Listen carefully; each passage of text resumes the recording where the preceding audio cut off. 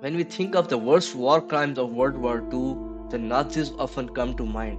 But there was another group whose atrocities were so horrifying that even the Nazis were disturbed.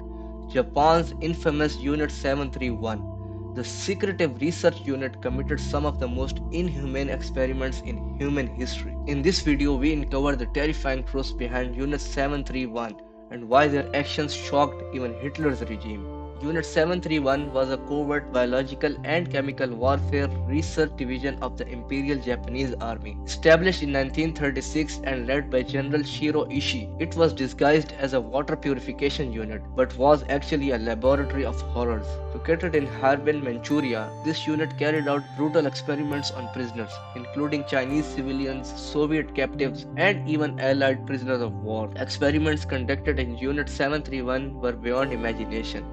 Prisoners were subjected to live sections, being dissected without anesthesia to study organ failure. Others were deliberately infected with diseases like the plague, anthrax, and cholera to test biological weapons. Some were frozen alive to study frostbite effects, while others were exposed to extreme pressures to see how the human body would react. One of the most horrifying aspects was their testing of bioweapons. Unit 731 released plague infested fleas into Chinese villages, causing deadly outbreaks. They even dropped ceramic bombs filled with deadly bacteria over populated areas, turning entire communities into laboratories of death. Even the Nazis, who committed their unspeakable crimes, found Unit 731's actions quote unquote disturbing. When Nazis officials learned about the brutal live dissections and biological warfare testing, some were reportedly horrified. Unlike the Nazis, who at least attempted to cover their experiments under a facade of scientific research,